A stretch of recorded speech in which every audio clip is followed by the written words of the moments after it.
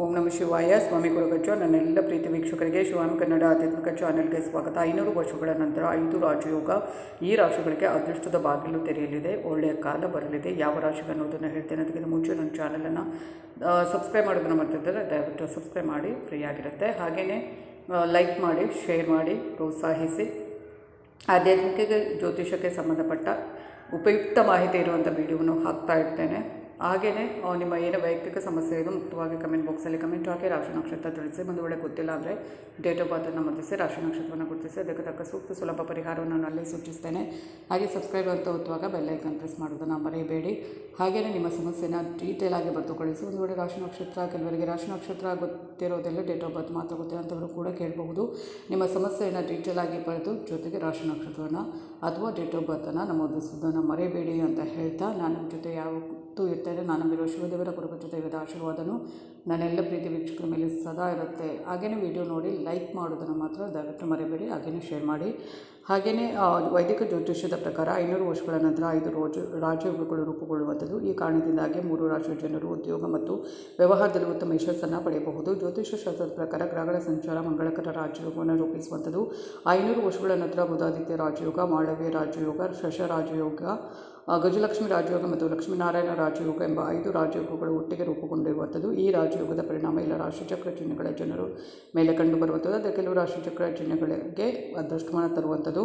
ಅವರ ವೃತ್ತಿ ಜೀವನದಲ್ಲಿರ್ಬೋದು, ವ್ಯವಹಾರದಲ್ಲಿರ್ಬೋದು ತುಂಬ ಒಳ್ಳೆಯ ಒಂದು ಪ್ರಗತಿಯನ್ನು ಪಡೆಯಬಹುದು. ಹಾಗೆಯೇ 5 ರಾಜಯೋಗದ ರಚನೆ ಈ ಒಂದು ಯಾವ ರಾಶಿಗೆ ತುಂಬಾ ಒಂದು ಒಳ್ಳೆಯ ಒಂದು ವೃತ್ತಿ ಹಾಗೂ ವ್ಯವಹಾರದಲ್ಲಿ ಒಳ್ಳೆಯ ಯಶಸ್ಸನ್ನು ತರುವಂಥದ್ದು ಅಂತ ನೋಡ್ಕೊಂಡು ಬರೋಣ. ಹಾಗೆಯೇ 12 ರಾಶಿಯವರೆಗೂ ಕೂಡ ಪ್ರತಿಯೊಂದು ರಾಜಯೋಗ ಆಗಿರ್ಬೋದು ಅಥವಾ ಗ್ರಹಗಳ ಸಂಚಾರ ಆಗಿರ್ಬೋದು ಪ್ರತಿಯೊಂದು ರಾಶಿಯ ಮೇಲೆ ಕೂಡ ಪರಿಣಾಮ ಬೀರುವಂಥದ್ದು. ಆದರೆ ಇದರಿಂದ ಕೆಲವು ರಾಶಿಯವರಿಗೆ ತುಂಬ ಚೆನ್ನಾಗಿರುವಂಥದ್ದು. ವೃಷಭ ರಾಶಿಯವರಿಗೆ ಈ 5 ರಾಜಯೋಗದ ರಚನೆ ತುಂಬ ಅನುಕೂಲಕರ. ಆದ್ದರಿಂದ ಈ ಸಮಯದಲ್ಲಿ ನಿಮ್ಮ ಮಗುವಿಗೆ ಅಂದರೆ ಮಕ್ಕಳಿಗೆ ಸಂಬಂಧಿಸಿದ ಕೆಲವು ಒಳ್ಳೆಯ ಸುದ್ದಿಗಳನ್ನು ಪಡೆಯಬಹುದು. ಅಲ್ಲದೆ ಈ ಅವಧಿಯಲ್ಲಿ ನಿಮ್ಮ ಆದಾಯ ಮಹತ್ತರವಾಗಿ ಹೆಚ್ಚಾಗಬಹುದು. ಈ ಅವಧಿಯಲ್ಲಿ ನೀವು ಹೂಡಿಕೆಯಿಂದ ಲಾಭವನ್ನು ಪಡೆಯುವ ಸಾಧ್ಯತೆಗಳು ಜಾಸ್ತಿ ಇರುವಂಥದ್ದು. ಅಷ್ಟೇ ಅಲ್ಲ, ಅದೃಷ್ಟದ ಸಂಪೂರ್ಣ ಬೆಂಬಲ ನಿಮಗೆ ಸಿಗಲಿದೆ. ಅಲ್ಲದೆ ನಿರುದ್ಯೋಗಿಗಳು ಈ ಅವಧಿಯಲ್ಲಿ ಉದ್ಯೋಗವನ್ನು ಪಡೆಯಬಹುದು. ಈ ಅವಧಿಯಲ್ಲಿ ಸ್ಪರ್ಧಾತ್ಮಕ ವಿದ್ಯಾರ್ಥಿಗಳು ಯಶಸ್ಸನ್ನು ಪಡೆಯಬಹುದು. ಅಂದರೆ ಅವರು ಒಂದು ಒಳ್ಳೆಯ ಒಂದು ಕೆಲಸ ಕೂಡ ಅಂದರೆ ಯಶಸ್ಸನ್ನು ಪಡೆಯುವುದರ ಜೊತೆಗೆ ಒಂದು ಕೆಲಸ ಕೂಡ ಪಡೆಯಬಹುದು. ಇದು ವೃಷಭ ರಾಶಿಯವರಿಗೆ ತುಂಬಾ ಒಳ್ಳೆಯದಿದೆ ಈ ಒಂದು ರಾಜಯೋಗದ ಒಂದು ರಚನೆಯಿಂದ ಅಂತಲೇ ಹೇಳಬಹುದು. ಹಾಗೆಯೇ ನೆಕ್ಸ್ಟ್ ಮಿಥುನ ರಾಶಿ. ಈ 5 ರಾಜಯೋಗದ ರಚನೆ ಮಿಥುನ ರಾಶಿಯ ಜನರಿಗೆ ತುಂಬ ಪ್ರಯೋಜನಕಾರಿ. ಅವಧಿಯಲ್ಲಿ ಮಿಥುನ ರಾಶಿಯವರಿಗೆ ಕೆಲಸ ಮತ್ತು ವ್ಯವಹಾರದಲ್ಲಿ ಯಶಸ್ಸನ್ನು ಪಡೆಯುವಂಥದ್ದು ಜಾಸ್ತಿ ಸಂದರ್ಭ ಇರುವಂಥದ್ದು.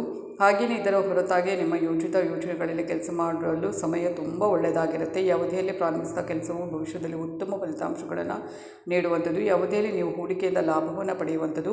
ಅಲ್ಲದೆ ಈ ಸಮಯದಲ್ಲಿ ನೀವು ವಿದೇಶಗಳಿಗೆ ಪ್ರಯಾಣಿಸಬಹುದು ಅಂತ ಒಂದು ಒಳ್ಳೆಯ ಅವಕಾಶ ಬರುವಂಥದ್ದು. ಅಲ್ಲಿ ನೀವು ಗೌರವ ಮತ್ತು ಪ್ರತಿಷ್ಠೆಯನ್ನು ಕೂಡ ಪಡೆಯುವಂಥದ್ದು. ಇದು ಮಿಥುನ ರಾಶಿಯವರಿಗೆ ಈ ಒಂದು ರಾಜಯೋಗಗಳಿಂದ ತುಂಬಾ ಒಳ್ಳೆಯದಾಗುವಂಥದ್ದು.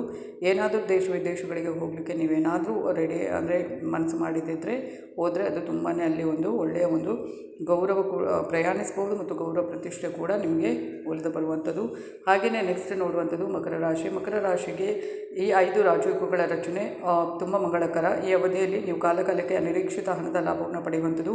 ಈ ಅವಧಿಯಲ್ಲಿ ಕೆಲಸದ ಸ್ಥಳದಲ್ಲಿ ನಿಮಗೆ ಅನೇಕ ಹೊಸ ಮತ್ತು ದೊಡ್ಡ ಹಕ್ಕುಗಳನ್ನು ನೀಡಬಹುದು.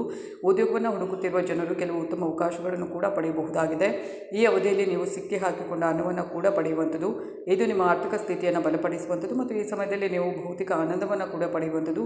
ನೀವು ವಾಹನ ಅಥವಾ ಆಸ್ತಿಯನ್ನು ಸಹ ಖರೀದಿಸಬಹುದು. ಈ ಒಂದು ಸಮಯದಲ್ಲಿ ಮಕರ ರಾಶಿಯವರಿಗೂ ಕೂಡ ತುಂಬಾ ಒಳ್ಳೆಯದಿದೆ ಈ ಒಂದು 5 ರಾಶಿಗಳ 12 ರಾಶಿಗೆ ಕೂಡ ಇರುವಂಥದ್ದು. ಆದರೆ ಕೆಲವು ರಾಶಿಯವರಿಗೆ ತುಂಬಾ ಚೆನ್ನಾಗಿರುತ್ತೆ, ಕೆಲವು ಮಧ್ಯಮ ಆಗುತ್ತೆ, ಇನ್ನು ಕೆಲವರಿಗೆ ಸಾಮಾನ್ಯವಾಗಿರುತ್ತೆ. ಯಾರಿಗೂ ಕೆಟ್ಟದ್ದು ಅಂತ ಆಗೋದಿಲ್ಲ. ಒಂದು ರಾಶಿಯ ಸಮಯ ಅಷ್ಟು ಕೆಲವು ಗ್ರಹಗತಿಗಳಿಂದ ಸಮಯ ಸರಿ ಇಲ್ಲ ಅಂದರೂ ಈ ಒಂದು ಕೆಲವು ರಾಜಯೋಗಗಳಿಂದ ಆಗಿರ್ಬೋದು, ಕೆಲವು ಗ್ರಹಗಳ ಸಂಚಾರದಿಂದ ಆದಷ್ಟು ಒಳ್ಳೆಯದಿರುತ್ತೆ ಅಂತಲೇ ಹೇಳಬಹುದು. ನನ್ನೆಲ್ಲ ಪ್ರೀತಿ ವೀಕ್ಷಕರಿಗೆ ಧನ್ಯವಾದ.